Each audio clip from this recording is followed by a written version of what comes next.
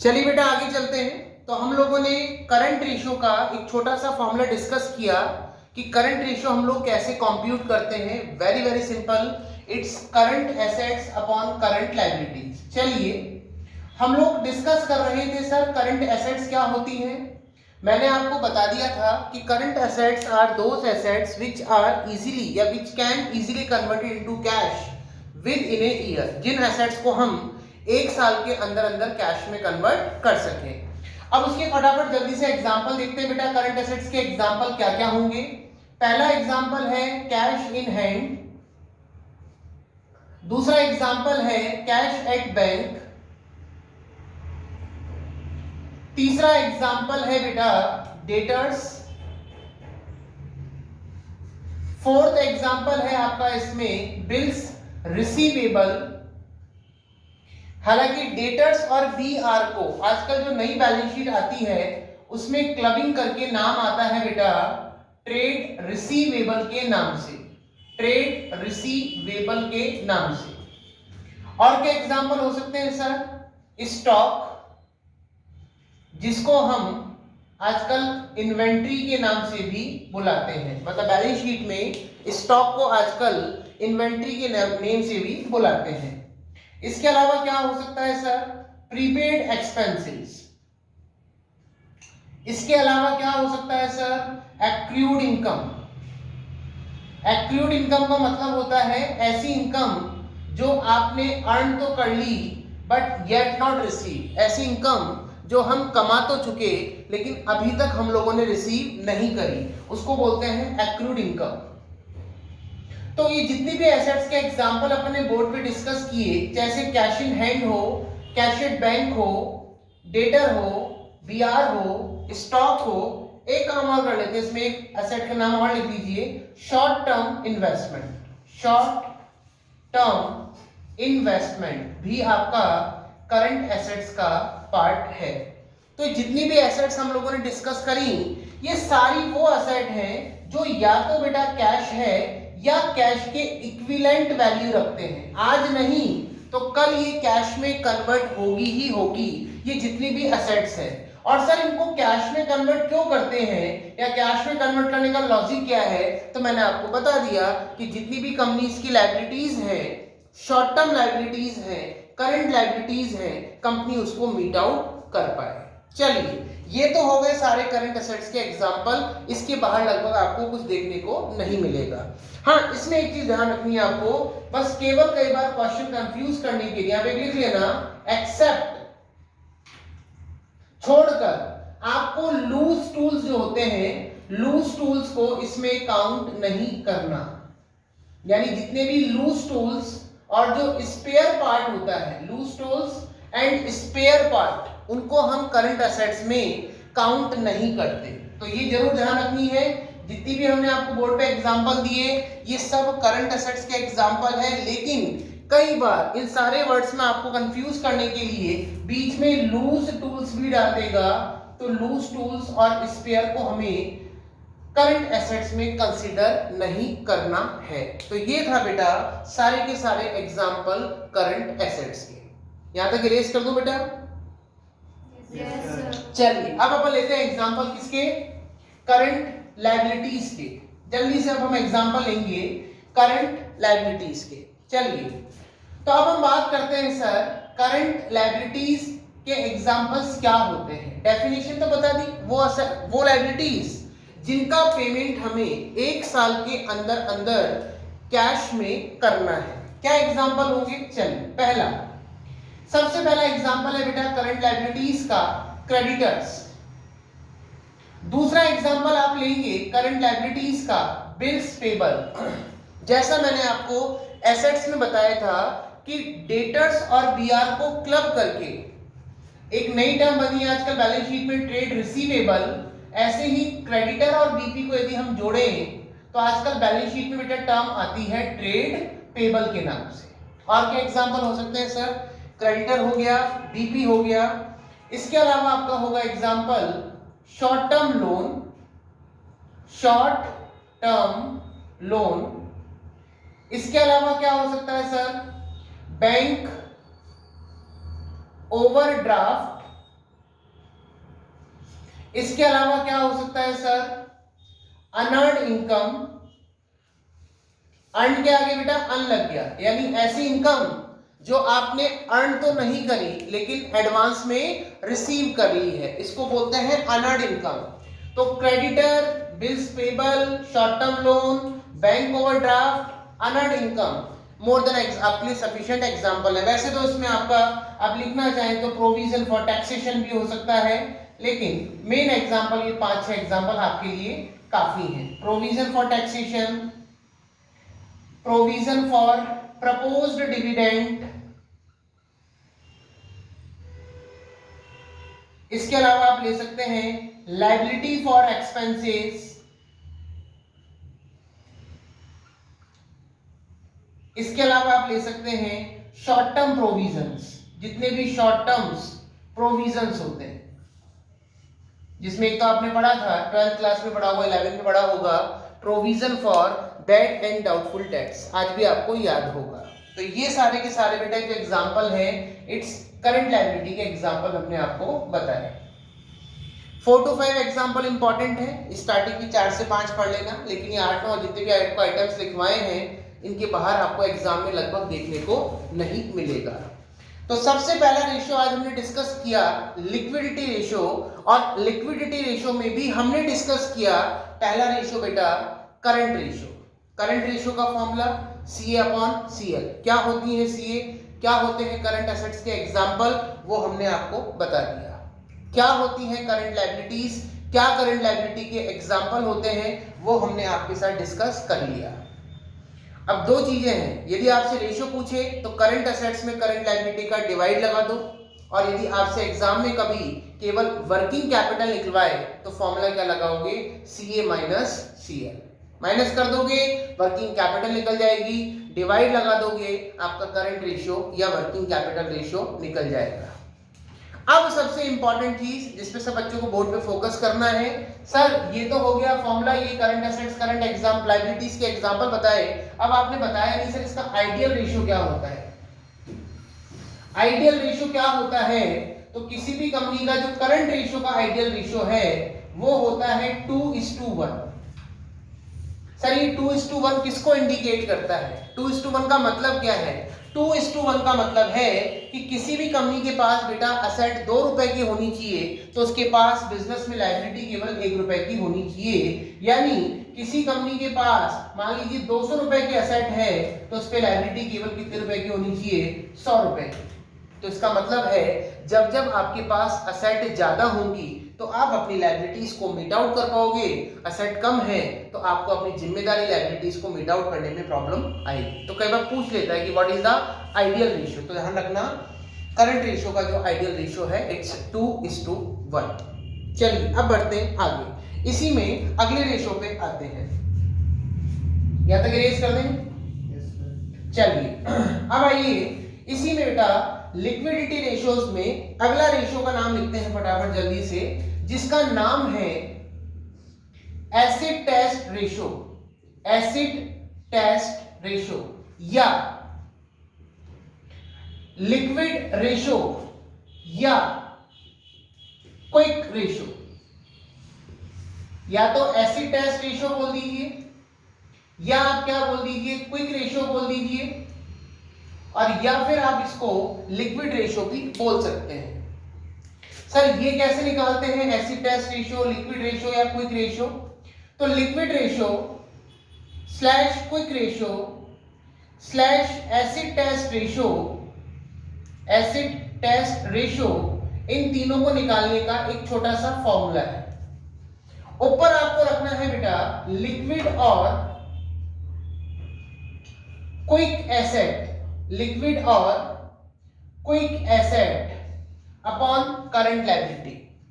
बस current ratio का formula था कि सारी करंट एसेट आपने ऊपर रखी थी, डिवाइड लगाया था करंट लायबिलिटीज का, बस लिक्विड रेशियो में या क्विक रेशियो में या एसिड टेस्ट रेशियो में, नीचे तो करंट लायबिलिटीज ही आ रही हैं, बस ऊपर आपने अब की बार करंट एसेट वर्ड ना यूज करके आपने टर्म यूज करी है बेटा लिक्विड एसेट्स। सर नाम से पता लग रहा है लिक्विड या क्विक। क्विक एसेट का मतलब ये होता है कि वो एसेट जो करंट एसेट से भी जल्दी कैश में कन्वर्ट हो जाएंगी, जो एसेट करंट एसेट से भी जल्दी कैश में कन्वर्ट हो जाएंगी उसको अपन लिक्विड एसेट बोलते हैं। तो सर करंट एसेट का मैंने आपको एक लॉगिंग पीरियड बताया था 12 months with in a year, एक साल के अंदर अंदर, लेस देन 12 मंथ्स, 12 महीने के अंदर अंदर कोई एसेट कैश में कन्वर्ट हो जाती है तो उसको करंट बोलते हैं। और लिक्विड एसेट्स क्या होती है बेटा, इसका थोड़ा सा जो लॉगिंग पीरियड है वो 6 मंथ है, यानी वो एसेट जो 6 महीने के अंदर अंदर कैश में कन्वर्ट हो जाए उसको बोलते हैं बेटा लिक्विड एसेट्स या क्विक एसेट। सर कैसे निकालते हैं लिक्विड एसेट या क्विक एसेट? बहुत आसान, जितनी भी करंट एसेट्स हैं सब लिक्विड एसेट्स हैं, जितनी भी करंट एसेट है सब लिक्विड एसेट होती हैं, बस उसमें से बेटा हम दो एसेट्स को एक्सक्लूड कर देते हैं, हटा देते हैं। किस किस को, जल्दी से बताओ सारे बच्चे, करंट एसेट्स में से किसको हटा दिया जाए? स्टॉक एंड प्रीपेड, स्टॉक और प्रीपेड एक्सपेंस को। तो वो कौन सी एसेट बन जाएगी? Liquid asset. क्यों हटाते हैं, कौन बताएगा इसका कारण? कि हम स्टॉक को कंसीडर क्यों नहीं करते लिक्विड एसेट्स में? करंट एसेट्स का पार्ट था लेकिन लिक्विड का पार्ट क्यों नहीं है? आकांक्षा बताएगी। सर वो इसलिए नहीं करते क्योंकि स्टॉक की कोई गारंटी नहीं होती कि वो विद इन 6 मंथ्स या 1 ईयर में सेल हो जाएगा, मतलब कैश में कन्वर्ट हो जाएगा, मतलब कोई लॉगिंग पीरियड नहीं है। आज हमको पैसे की नीड है और हमारा स्टॉक जो गोडाउन में पड़ा हुआ है वो कल के कल बिक जाए, इट इज नॉट पॉसिबल, बहुत जल्दी कैश में कन्वर्ट होने वाली चीज नहीं है। अच्छा एक चीज और है, प्रीपेड एक्सपेंस को अपन करंट एसेट्स में काउंट क्यों नहीं कर रहे, सॉरी लिक्विड एसेट्स में काउंट क्यों नहीं कर रहे? आपने जब किसको करंट एसेट्स में काउंट किया था? सर बिकॉज ये एक कोई एसेट नहीं होती, ये एक तरीके का एक्सपेंस होता है जो कि हम पहले ही पे कर चुके होते हैं लेकिन हमने उसकी फैसिलिटी अभी तक यूज नहीं करी है। Very good. तो सिंपल सी बात है, आपने कहा सबसे पहले करंट रेशियो पढ़ा, करंट रेशियो का फॉर्मूला था C/CL, करंट एसेट की डेफिनेशन थी जिसे हम एक साल के अंदर अंदर कैश में कन्वर्ट कर सकें। लॉट्स ऑफ एग्जांपल मैंने आपको दिए, बहुत सारे एग्जांपल आपको देने की कोशिश करी और समझ में आ गया कि क्या होती है करंट एसेट। उसका थोड़ा सा और प्योरीफाइड वर्जन, मतलब और प्योर, और हम प्योर गए तो हमने अगले रेशियो को उठाया लिक्विड रेशियो। यहाँ पे करंट एसेट का नाम नहीं आया, यहाँ लिक्विड एसेट का नाम आया। और लिक्विड या क्विक, नाम से पता लग रहा है क्विक एसेट, क्विक का मतलब यह है कि जो करंट एसेट से भी जल्दी कैश में कन्वर्ट हो सके। तो जितनी भी करंट एसेट थी बेटा सारी लिक्विड एसेट थी, बस हमने दो एसेट को हटा दिया, स्टॉक एंड प्रीपेड एक्सपेंस को। आकांक्ष ने बिल्कुल सही आंसर दिया कि सर स्टॉक को हमने कंसीडर क्यों नहीं किया, बिकॉज स्टॉक की कोई गारंटी नहीं होती, वो बहुत जल्दी कैश में कन्वर्ट नहीं हो सकता। लेकिन प्रीपेड एक्सपेंस, इसको मैंने आपको पहले भी बताया था, दोबारा बता रहे हैं, प्रीपेड एक्सपेंस को मैं एसेट नहीं मानता, एसेट होती नहीं है, ये तो खर्चा है। बस एसेट में दिखाने का लॉजिक क्या है? लॉजिक इतना सा है कि हम किसी भी एक्सपेंस का पेमेंट कर चुके बट हमने अभी तक फैसिलिटी को यूटिलाइज नहीं किया, इसलिए आप इसको एसेट में दिखा रहे हो, बाकी और कोई लॉजिक नहीं है। तो लिक्विड एसेट कैसे निकालते हैं बेटा? सारी की सारी करंट एसेट लिक्विड एसेट है, बस किसको हटा दीजिए उसमें से? स्टॉक और प्रीपेड एक्सपेंस को। जैसे आप लेस कर दोगे आपकी लिक्विड एसेट आ जाएगी, और लिक्विड एसेट्स में यदि हम वही करंट लायबिलिटी का डिवाइड लगा दें तो आपका कौन सा रेशियो कंप्यूट हो जाएगा? एसिड टेस्ट रेशियो या लिक्विड रेशियो या क्विक रेशियो। सर इसका आइडियल रेशियो क्या होता है? इसका आइडियल रेशियो होता है 1:1। इसका जो आइडियल रेशियो है वो है 1:1। जैसे उसका 2:1 था, यहाँ पे जो आइडियल रेशियो होता है वो होता है 1:1। यदि आपके ऊपर 1 रुपए की लायबिलिटी है तो आपके पास 1 रुपए की एसेट भी होनी चाहिए। चलिए sir, last and final ratio, it's absolute liquid ratio. और एब्सोल्यूट लिक्विड रेशियो की यदि हम बात करें तो एब्सोल्यूट लिक्विड रेशियो, अब इसमें क्या करेंगे हम लोग, कुछ और एक्स्ट्रा प्योरिटी पे जाएंगे। करंट एसेट की बात हो गई, फिर उसकी और फास्ट जो कैश में कन्वर्ट होने वाली एसेट थी उसका नाम आपने लिक्विड दे दिया। अब तीसरे रेशियो का नाम है एब्सोल्यूट लिक्विड रेशियो। इसका एक नाम और लिखना स्लैश करके, इसको सुपर क्विक रेशियो भी बोलते हैं, सुपर क्विक रेशियो। अब देखिए आप नामों से ही पता लग रहा है बेटा कि वहां पर रेशियो था आपका एब्सोल्यूट लिक्विड रेशियो नाम दिया था, लेकिन उसका दूसरा नाम है सुपर क्विक। पहला करंट रेशियो, करंट के बाद आपने क्विक रेशियो पढ़ा, मतलब जो उससे भी फास्ट कैश में कन्वर्ट हो सकती थी एसेट्स। उसके बाद हम पढ़ रहे हैं super quick ratio. Super quick ratio का मतलब है इसमें ऐसी एसेट को हम काउंट करेंगे जो लिक्विड एसेट से भी जल्दी कैश में कन्वर्ट हो सके। तो यहां पर फॉर्मूला क्या होगा, absolute liquid asset upon current liability. और यहां पे एक चीज ध्यान देने वाली बात है कि करंट लायबिलिटी में से पहली बार हम यहां पर बैंक ओवरड्राफ्ट को भी माइनस कर देते हैं। करंट लायबिलिटी में से बैंक ओवरड्राफ्ट को भी माइनस कर देते हैं। तो सर यहां पर एब्सोल्यूट लिक्विड रेशियो का जो फॉर्मूला बना वो बना absolute liquid assets upon current liability और माइनस बैंक ओवरड्राफ्ट। यानी केवल कुछ प्रोफेसर ऐसे हैं जब एब्सोल्यूट लिक्विड रेशियो को कैलकुलेट करते हैं तो वो कहते हैं कि हम बैंक ओवरड्राफ्ट को करंट लायबिलिटी का पार्ट नहीं मानेंगे। और उसके पीछे उन्होंने एक छोटा सा लॉजिक दिया है कि बैंक ओवरड्राफ्ट एक ऐसी फैसिलिटी होती है जिसे बैंक बेटा कभी भी हमसे वापस ले सकती है। मतलब as a short term loan होता है, यदि आपने बैंक को पेमेंट टाइम पे नहीं किया तो इसलिए इसको वो करंट लायबिलिटी का पार्ट नहीं मानते। केवल एब्सोल्यूट लिक्विड रेशियो के अंदर हम इस चीज को कंसीडर करके चलेंगे। अच्छा, तो पहला रेशियो पढ़ा करंट रेशियो, नाम ऊपर हेडिंग आया करंट एसेट फॉर्मूले के अंदर। सेकंड रेशियो पढ़ा लिक्विड या क्विक, नाम आया ऊपर क्विक एसेट। क्विक एसेट और जल्दी कैश में कन्वर्ट हुई करंट एसेट से। अब आते हैं लास्ट एंड फाइनल, अब की बार एब्सोल्यूट लिक्विड रेशियो में आपका फॉर्मूला आया एब्सोल्यूट लिक्विड एसेट। और सर एब्सोल्यूट लिक्विड एसेट्स कैसे निकालते हैं, तो इसका भी लॉजिक सुन लीजिए कि वो था उसका करंट एसेट्स का 1 ईयर लॉजिक था, कैश में कन्वर्ट होने का लॉगिंग पीरियड। लिक्विड एसेट्स का 6 मंथ है और एब्सोल्यूट लिक्विड एसेट उससे भी फास्ट मूव होगी। कोई बताएगा एब्सोल्यूट लिक्विड एसेट्स का कितना लॉगिंग पीरियड है? 3 months। 3 मंथ्स। वैसे तो यहाँ पे वर्ड आता है बेटा इमीडिएट। जो एसेट इमीडिएट कैश में कन्वर्ट हो जाए, इमीडिएट कैश में कन्वर्ट हो जाए, वो होती है आपकी एब्सोल्यूट लिक्विड एसेट। लेकिन फिर भी आपसे कोई लॉगिंग पीरियड की बात करें तो आप 3 मंथ्स बोल सकते हैं। और एब्सोल्यूट लिक्विड एसेट्स में क्या क्या चीज हम काउंट करते हैं, कौन बताएगा, जल्दी से बताओ। Cash in hand, cash in hand, and market, cash at bank, very good. और तीसरा मार्केटेबल सिक्योरिटीज, मार्केटेबल सिक्योरिटीज।